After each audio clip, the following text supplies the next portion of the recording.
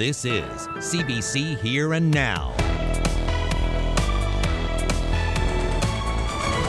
Municipal elections in the province are on September 28th, but a lot of towns already know who their mayor will be. That's coming up on Here and Now. Tracking some thunderstorms that are working their way across parts of the island, and then turning attention to the remnants of Ida. Counting salmon in Come By Chance. We'll actually be able in years to come to look back and compare to see if there was any ecological interactions between the farm salmon and the wild salmon. We'll be able to look at the genetics and the numbers to see if they're going down, if they're going up. I'll have more coming up on Here and Now. Good evening and welcome to Here and Now. I'm Jeremy Eaton. And I'm Carolyn Stokes. We'll get to those stories in just a moment, but we begin tonight in Labrador. One man is in custody and facing a murder charge after a death in Sheshatshiu. The RCMP say a 37-year-old woman was killed this morning. No other details are known at this time about that death. 57-year-old Eric Rich has been charged with second-degree murder. He appeared in court this afternoon, but the case is set over until tomorrow. In the meantime, residents of Sheshatshiu can expect to see an increased police presence in the community as the investigation continues. In other news, daily COVID numbers continue to creep up. There are 8 new confirmed cases today, most related to travel. 5 of those cases are in the eastern region. Public Health says all of those involve travel within Canada or internationally. 2 of today's cases are in the western region. One is tied to a previous case, the other to travel. The 8th case is in central Newfoundland and is also a contact of a previous case. So that makes 27 active cases in the province.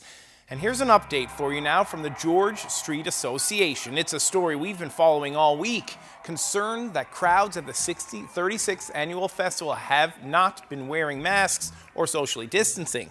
Well, just over an hour ago, this message was shared on social media. The George Street Association, along with the Department of Health and Service NL, have decided that starting tonight, masks must be worn over your nose and mouth at all times during the festival, unless you are actively eating or drinking. This goes for all the attendees of the festival and all the participants. Well, have a look at this dash cam video. It was captured by an off-duty officer last week and shows a tractor trailer crossing over a solid line into oncoming traffic. It happened on the TCH east of Gambo. Police say motorists in both directions had to swerve to avoid a head-on collision. Glovertown RCMP have ticketed a 53-year-old man who was driving the tractor trailer.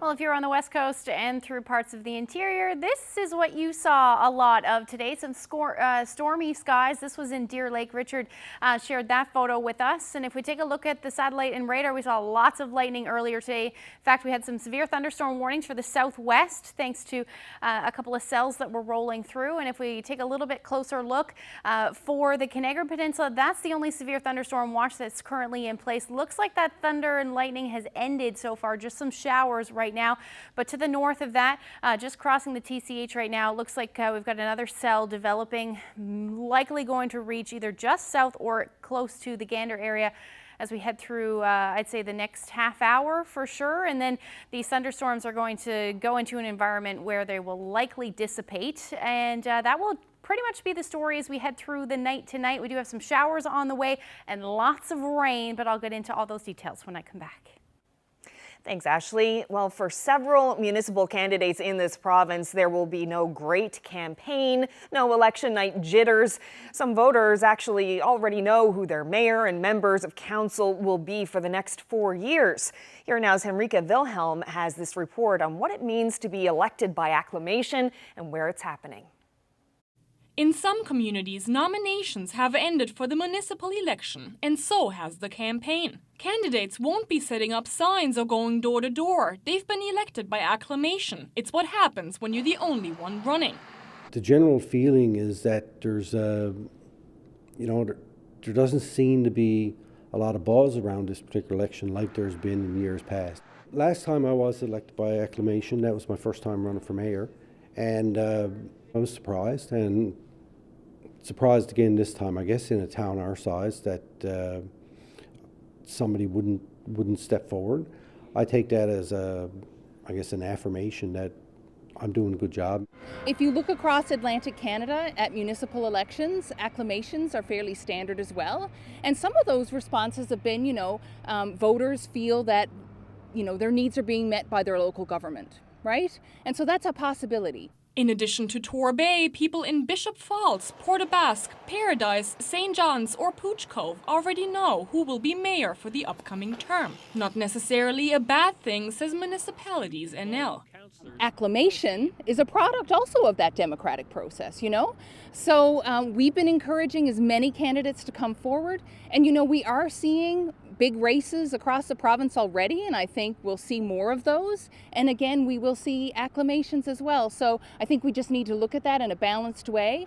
So why aren't people running for their local council? They have different reasons. I'm very accessible on social media, and I always have been, and I probably will. But I find myself trying to choose when to, participate in the discussion or when not to, because you have no control over it, so it can kind of get out of hand and snowball into something that you really didn't want to get involved in the first place. This time next week will show whether there were more elections by acclamation. There are several municipalities across the province like Springdale, Bonavista or Happy Valley Goose Bay whose nomination period doesn't end until September 7th. Henrike Wilhelm, CBC News, St. John's.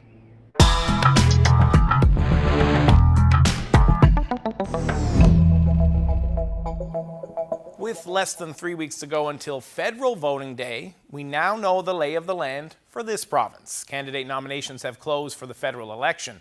Here and Now's Meg Roberts has a look at who is running and where. A number of new faces are on the campaign trail this federal election.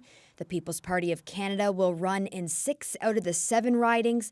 Last election, the party only had 1 candidate in the province. It's the opposite for the Green Party, which in 2019 had candidates in all 7 ridings, but this year they have none. Here's a list of all the candidates running. The NDP, Conservatives and Liberals are running in all the province's ridings. Last time, all but 1 riding voted Liberal.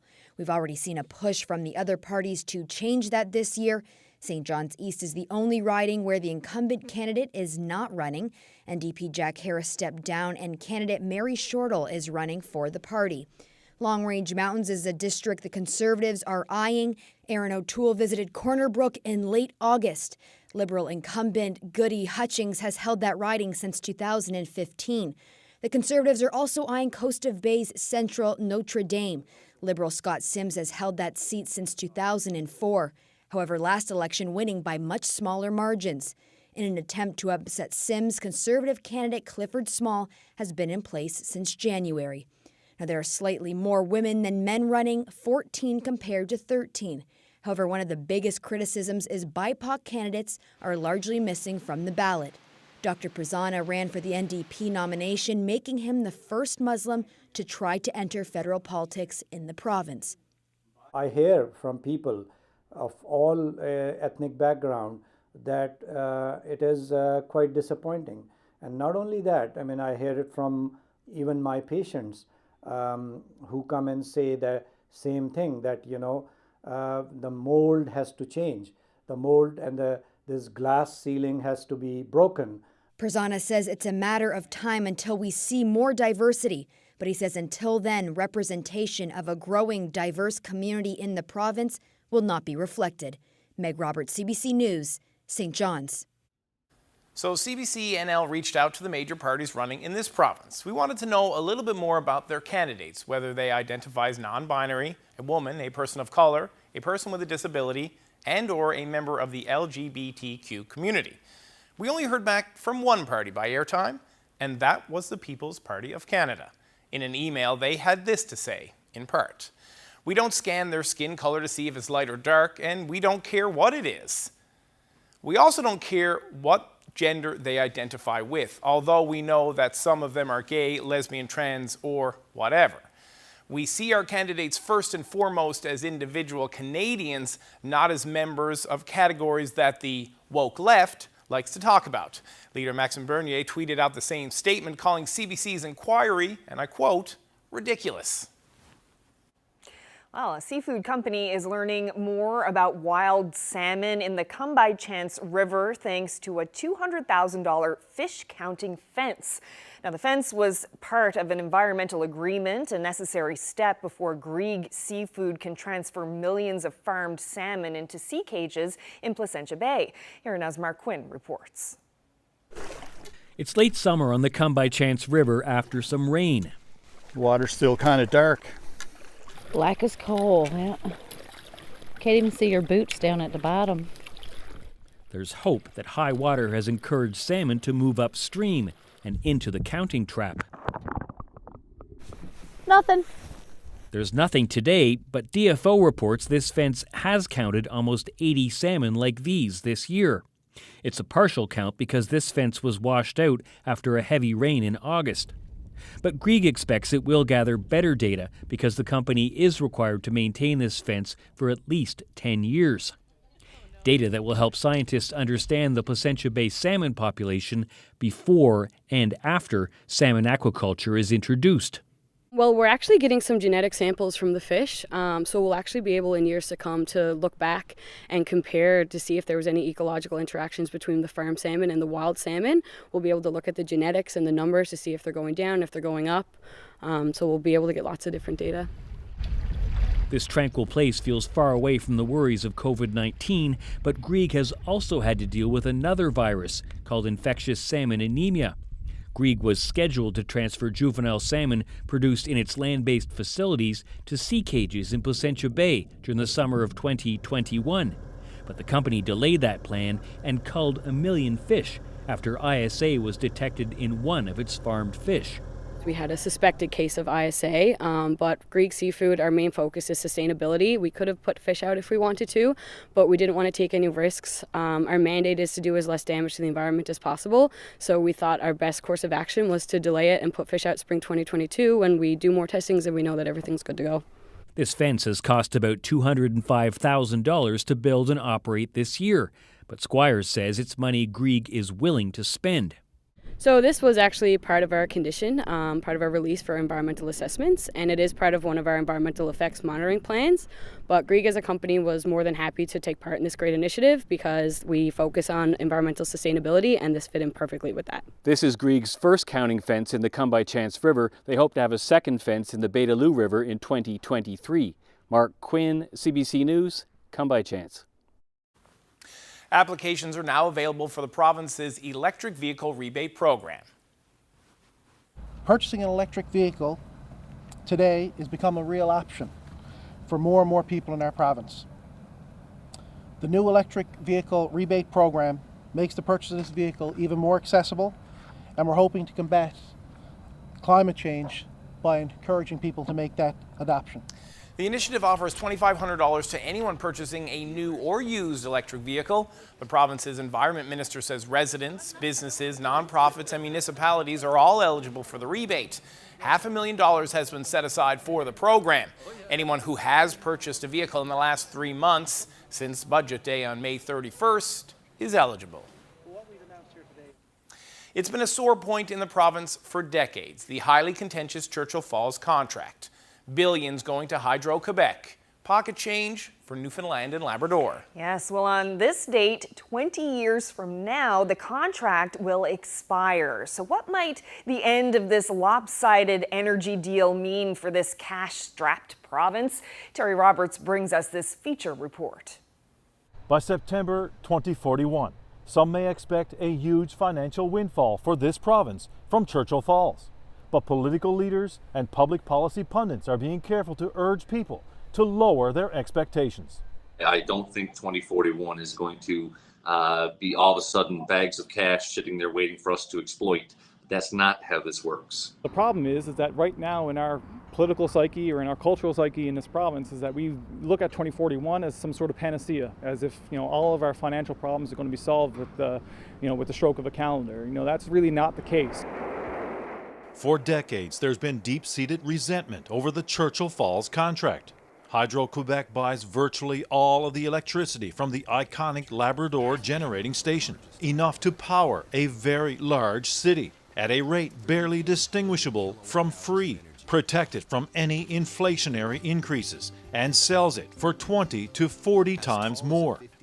Repeated legal challenges have failed, and though the original 1969 contract expired 5 years ago, it was replaced by an automatic 25-year renewal clause that saw Hydro-Quebec paying even less for Churchill power, less than a cent per kilowatt hour. Oh, we got ripped off. There's no question about it. But this St. John's lawyer and known Liberal insider says it's time to move on and accept the fact we have to work with Quebec. It's been said before that we need to get around the stranglehold of Quebec. Well, I think at this point in time, here we are in 2021, it's time for us to get around the stranglehold of our own nationalistic petulance, in the sense that we have to look forward and look at this rationally rather than emotionally through a nationalistic lens. The energy minister agrees. There's certain things that are going to go in our favor, but it's also going to require negotiation. It's going to require collaboration and cooperation. That's a notable shift in tone and language from our political leaders relative to the past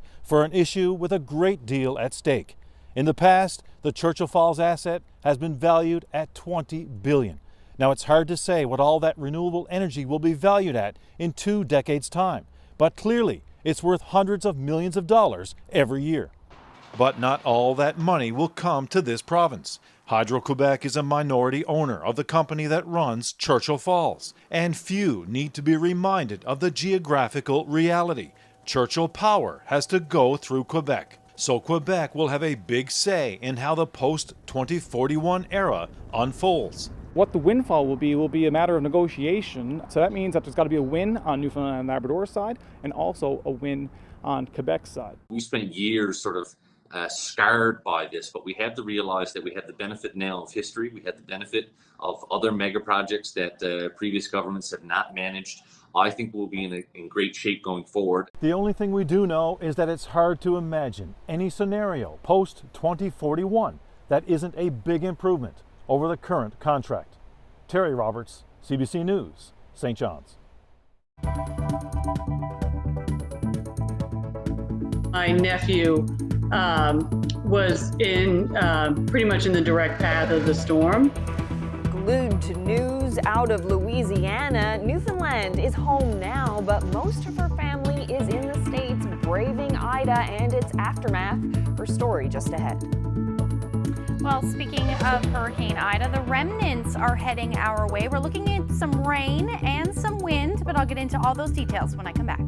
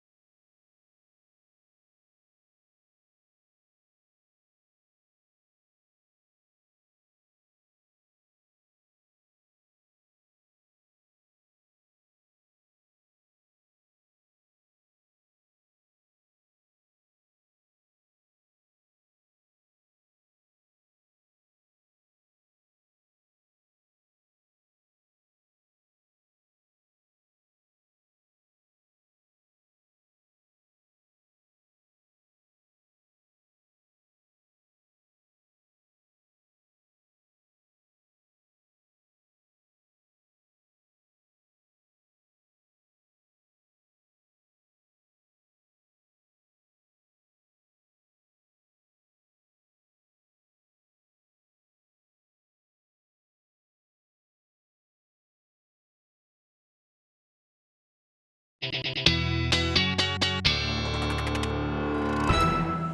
for a look at the weather. It was a chilly one today. Put on my boots as I was heading out the door, and socks and coat, and yeah.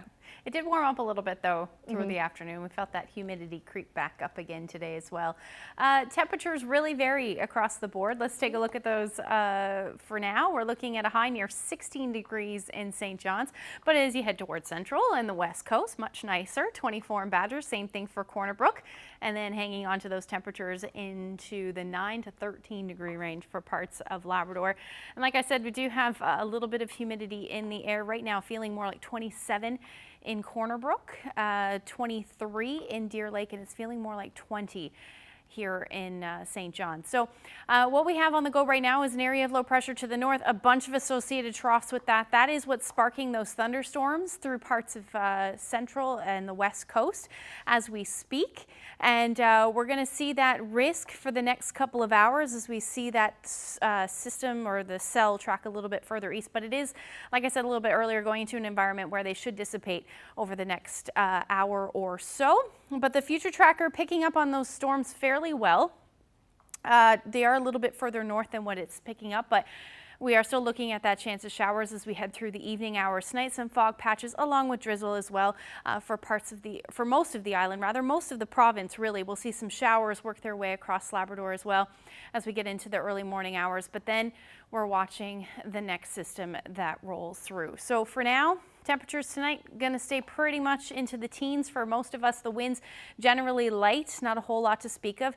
Up through northern Labrador in the west, you're looking at 20 to 40 kilometer per hour winds, but overall temperatures will be into the single digits for you, and then partly cloudy skies for Nain and 5 degrees tonight. And then tomorrow we're going to see similar temperatures to what we're seeing today, maybe especially in the east. That's where we should see the warmest temperatures, anywhere from 19 to 21 degrees. Again, that humidity in the air will feel a little bit warmer, more like the mid to high 20s.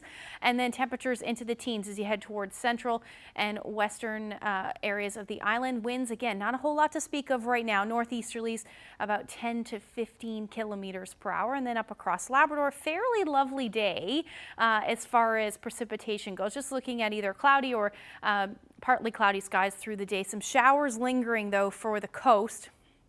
Cartwright should sit around 9 degrees, Mary's Harbor 13, and those winds will ramp up. So you're looking at winds out of the north about 30 to 50 kilometers per hour. So if we look at the future tracker for tomorrow, the unsettled conditions will continue, but we're watching the remnants of what was Hurricane Ida roll through. Looks like we're going to see some showers developing late afternoon, early evening, and then they'll just intensify as the evening hours roll through. Southwest is where we'll see that start. It'll spread north and east through the evening hours, and the overnight you're looking at periods of rain continuing for most of those areas as we get into the early morning hours, and then continuing for the first half of Friday.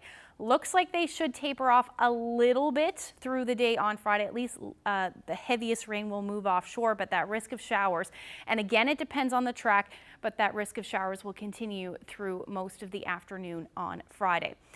So as far as amounts go, this is what we're looking at. Early projections showing the majority of the rainfall for the west, north, and south coast. We could see good chance we'll see 40 to 60, but 60 plus is certainly not out of the question when we start talking about these tropical systems.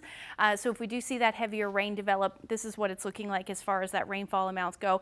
And then wind, not quite that strong, but as we head through the evening hours on Thursday, and then early morning hours on Friday, that's when those winds will pick up. Wreck House area likely going to see wind gusts in excess of 100 kilometers per hour. Otherwise, we're looking at wind gusts out of the south or southeast, and in some cases easterlies, upwards of 70 to as much as 80 kilometers per hour. Those will intensify through the early morning hours on Friday, and then eventually we'll see those winds pick up for the rest of the province. You're looking at gusts between 50 to 60 kilometers per hour. So that's a look at the forecast. We'll look ahead towards the rest of the weekend, your long weekend forecast, when I come back.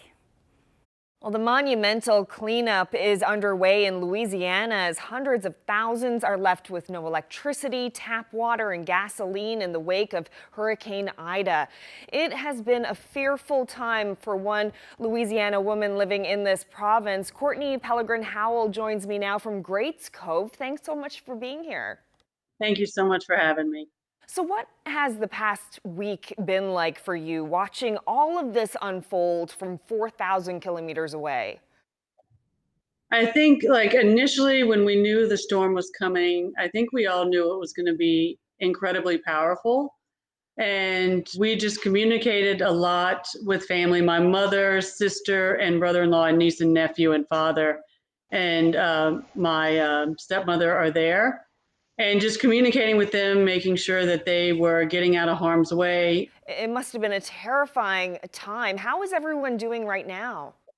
We have just started to really get communication with them. It's a disaster zone. When I was speaking with my sister today, they were driving a couple of hours away to get in line for gas so they could run their generator. My mother is on oxygen, so she really cannot be without electricity. And I mean, the big issue right now is the extreme heat. There's so many people there now. I mean, my family's lucky they have a generator, but I would say most people don't. And if they stayed down there, they're in, 90 to 100 degree heat and humidity in this mess. It's just an awful situation. Can't imagine. And you know what it's like to live through a disaster like that because you were living in Louisiana during Hurricane Katrina in 2005. So is this dredging up difficult memories for you now? It's very, I grew up living, I lived in rural Louisiana about an hour and a half southwest of New Orleans.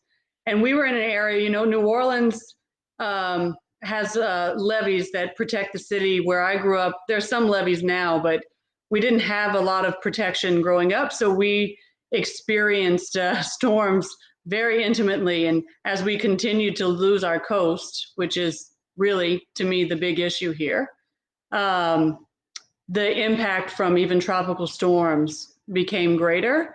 And then Hurricane Katrina and Rita were just unbelievable devastation that were heavily impacted by coastal land loss and erosion. It's just what is happening now. So how does it feel for you when you're watching these images on the news and seeing how things are looking down there right now? I feel very helpless. It's a lot of unknowns right now. And I think I'm used to being boots on the ground and I can't do that. I'm really hoping I can at least get involved to help support some of those organizations that are on the ground giving direct aid. And do you have any plans on how you're going to do that yet? I do. We have good people in this province. I had just very unexpectedly another chef that I participate at functions with from time to time reached out to me today and offered to help organize a fundraiser. And I will absolutely take him up on that offer.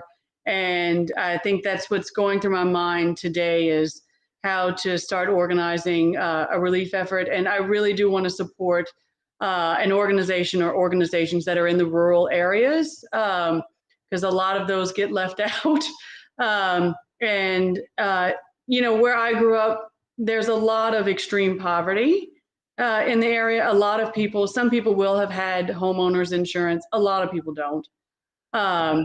It's going to be an extreme and desperate situation for a while. So if there's anything I can do on this end to help support those who are on the ground, that's all I can do. I can't physically be there, and it's very hard. Well, Courtney Pellegrin-Howell, all the best to you and your family, and please let us know the details when you get that fundraiser organized. Thank you so much for speaking with us about this today. I greatly appreciate it. Thank you so much.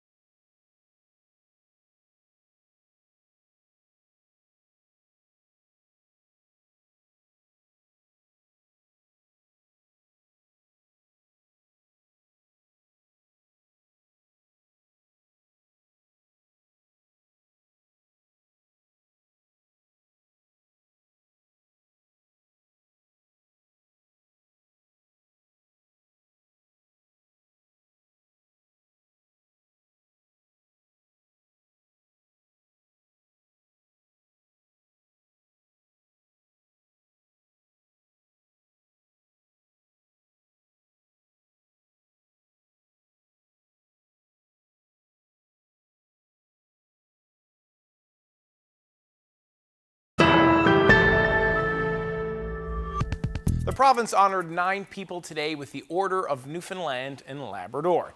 It happened during a smaller than usual ceremony at Government House with Lieutenant Governor Judy Foote as she invested the 9 into the coveted club, which now has 127 members since it began in 2004.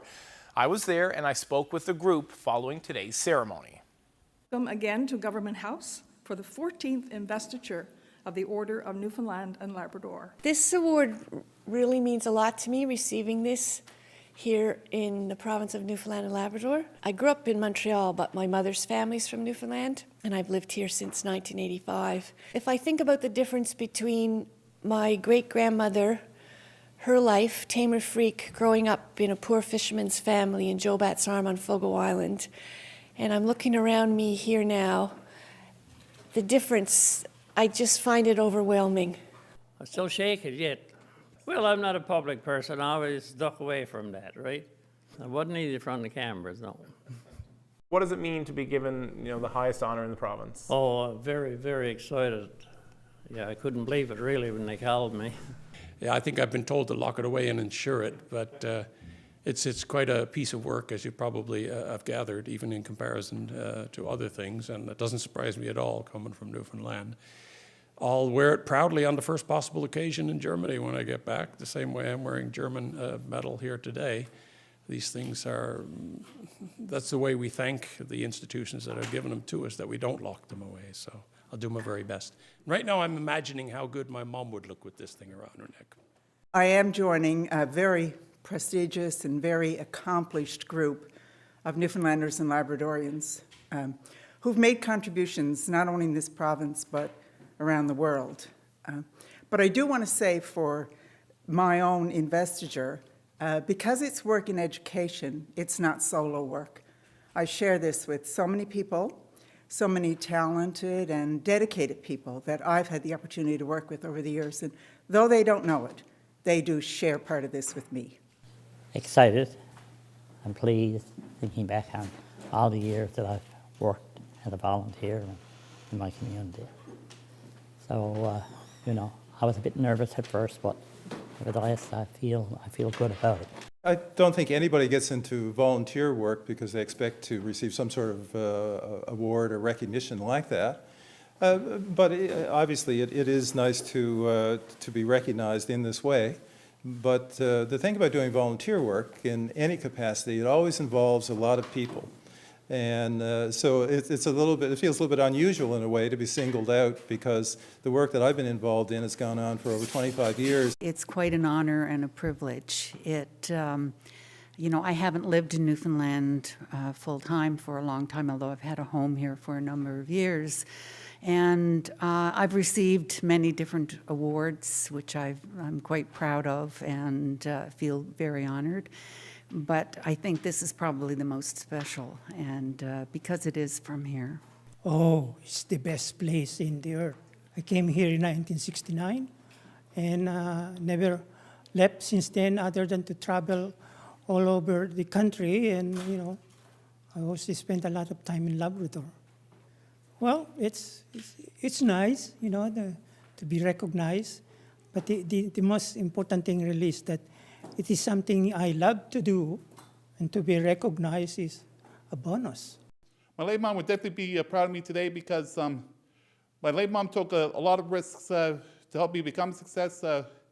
And it's a little difficult to explain unless to turn the clock back to when I was 4 years old, when my parents had to make a very terrible decision whether to raise me and continue to look after me and take all the risks, or spend the rest of my life in institutions. So that's why I'm very grateful for my mom today, for the success I made, and for taking the risks of not putting me in an institution, because if I was in an institution, I would not have been a successful athlete or a successful person that I was today. My favorite part to giving back to the sport I love is I'm giving back to an organization that helped be a successful athlete and successful person over a 28-year Special Olympics Paralympic career, and on a personal level, it's also to help continue my late mom's legacy, because when my late mom was alive, she always was a proud supporter of Special Olympics, and I want to make sure that her legacy moves on.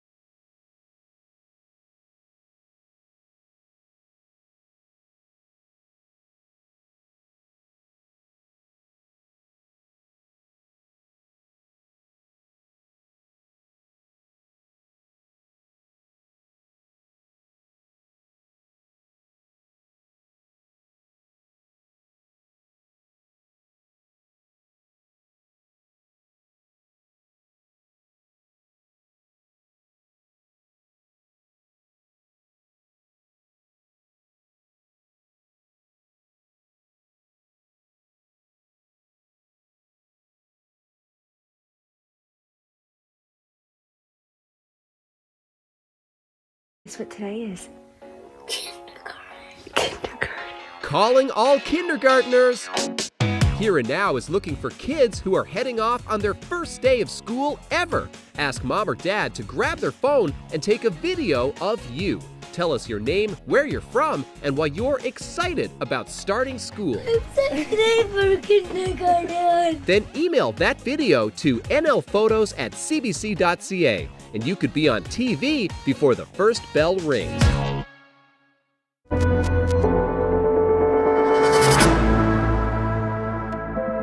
Quebec's vaccine passport system came into effect today. People there will now have to prove they're fully vaccinated before they can get into many businesses. It may happen that the small minority be unhappy, but I think that the vast majority of the population, they support the passport. They want to return back to a normal life. Restaurants, gyms, and theaters are among the businesses where people will need to show proof of vaccination. Now, that proof is a QR, or quick response code, issued by the government. People who don't have a smartphone can get a printed version. There are no penalties until the middle of the month, but after that, individuals and businesses could face steep fines for non-compliance. Now, this is Canada's first vaccine certification system, but other provinces are planning to follow suit, and one expert says there are many benefits.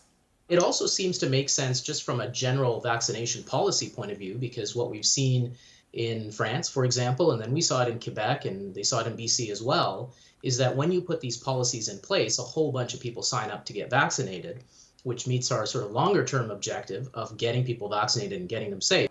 Hundreds of thousands of people in France have taken to the streets to demonstrate against vaccine passports since they were introduced. But the government considers the passports a success. About 83% of the population over the age of 12 in France has now received at least one dose of vaccine. That's about the same as here in Canada.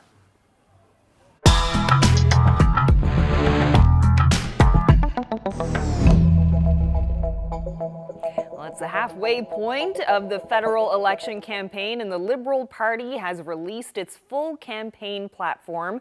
Leader Justin Trudeau unveiled the document today. So let's finish this hard work now.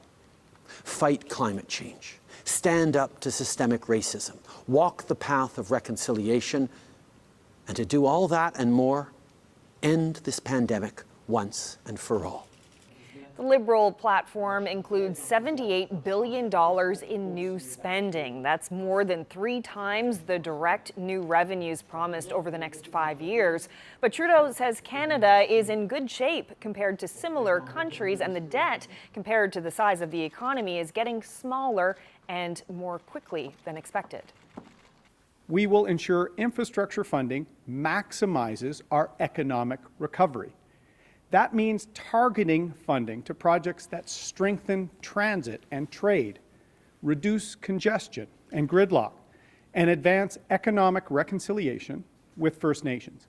Conservative leader Erin O'Toole promised to use infrastructure projects to create jobs and drive an economic recovery. O'Toole accused the Liberals of imposing too many conditions on their funding. He says the Conservatives will scrap the so-called infrastructure bank, step up by the Liberals. This land right here, the Peel Basin, is land that should be used for fighting the housing crisis, should be used to invest in affordable housing for people. Instead of that, Justin Trudeau looks like he wants to prioritize giving this land to a rich developer. Well, meanwhile, NDP leader Jagmeet Singh was at the site of a proposed baseball stadium in Montreal today. He continued his call to have federal land turned over for home construction. Singh says the NDP would offer developers incentives to build affordable housing, including waiving the GST on construction projects. We now average approximately 17 opioid-related deaths or drug poisoning deaths per day in Canada. Green Party leader Annamie Paul tackled the opioid crisis in Canada, calling it a health issue. Paul says simple drug possession must be decriminalized. She also called for a full slate of services for users, including a safe supply of drugs, proper housing, and complete health services. We do not believe in multiculturalism, and we believe that we should not be, as a nation, submitted to laws which go not against what we do, but against what we are. Bloc Québécois leader Yves-François Blanchet continued to defend Quebec's efforts to protect its own culture. He was focusing on immigration and insisting that newcomers to the province should integrate into the society by speaking French. Shifting to sports, Canada has had its first Women's World Hockey Championship in almost a decade. The team won with a 3-2 victory over the United States in the final in Calgary last night.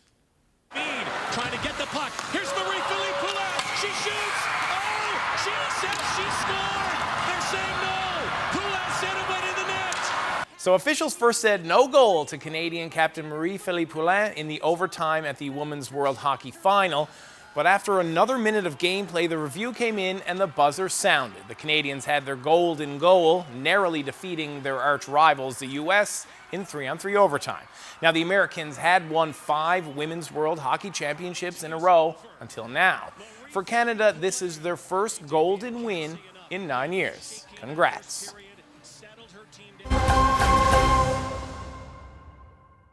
And staying with sports, another great day of competition for Canada at the Paralympics in Tokyo. Canadian athletes picked up more medals and also set some Paralympic records. Devin Haru has more. Not 1, not 2, but 3 medals on day 8 for Canada here at the Tokyo Paralympics. Let's start right here inside National Stadium, where a short time ago, 41-year-old Brent Lakatos won a silver medal in the 100-meter race. He so badly wanted to defend his title from 5 years ago in Rio, but it wasn't to be on this night. He said after the race, "All I want is gold." He still has more events here at the Games. And earlier today, 35-year-old Greg Stewart from Kamloops, British Columbia, winning gold in the men's shot put event. He blasted into the stadium, soaking up the moment, and on his first throw under the bright lights, he set a Paralympic record. It was the best throw of the day. He was overwhelmed with emotion. What a journey for him, 20 years in the making, and he stood on top of the podium here in Tokyo. And finally, over at the Tokyo Aquatic Center, Aurélie Rivard winning gold in the 400-meter race. It's her 9th medal, and she did it in a world record time. In fact, she smashed her own world record by 5 seconds. Incredible. Normally, these world records are broken by the smallest of margins. Here today, 5 seconds. Rivard, a gold medal winner again. 4 days left of competition here at the Games. Devin Haru for CBC Sports in Tokyo.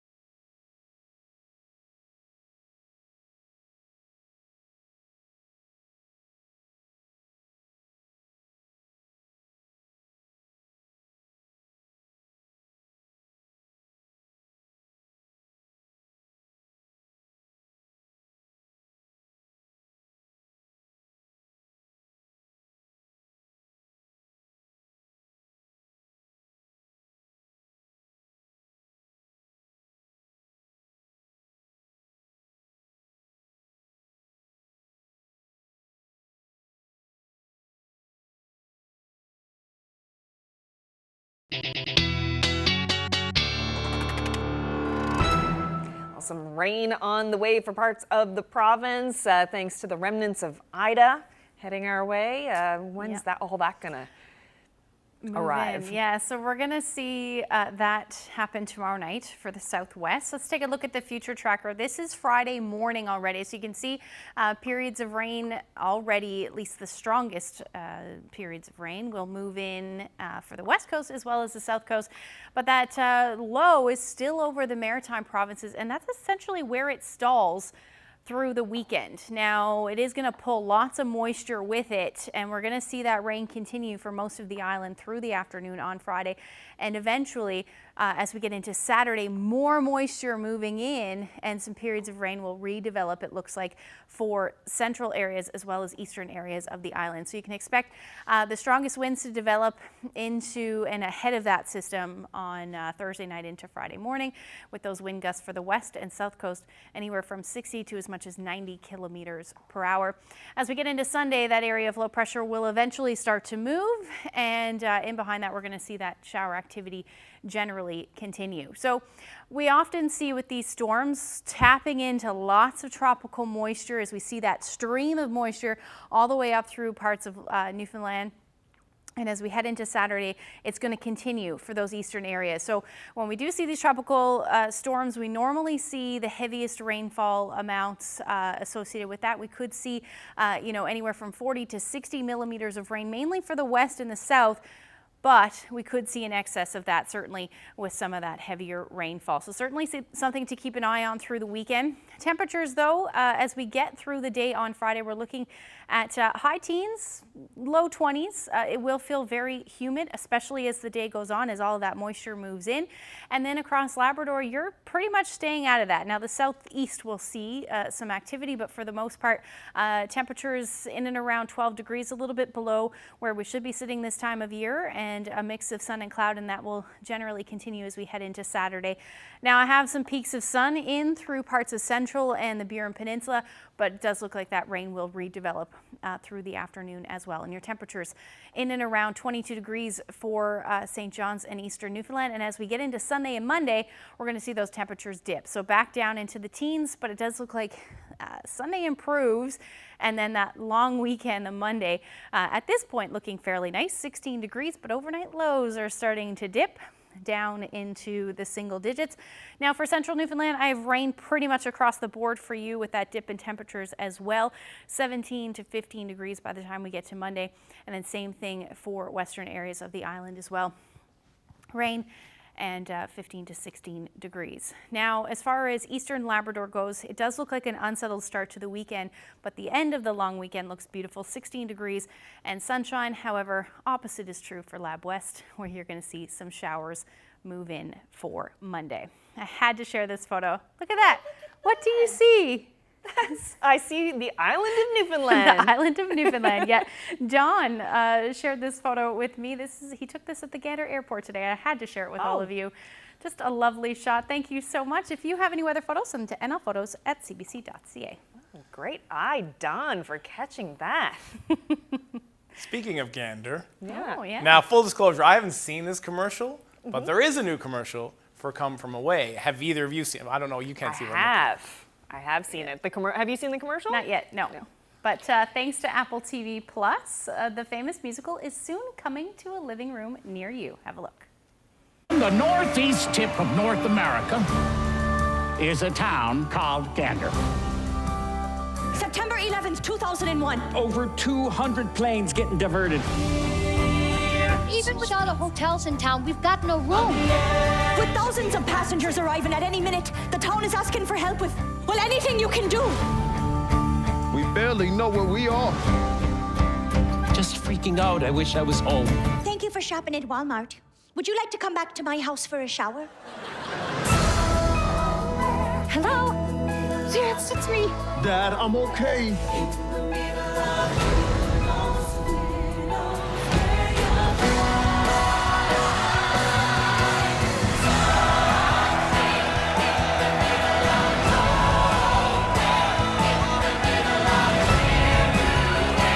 We honor what was lost, but we also commemorate what we found.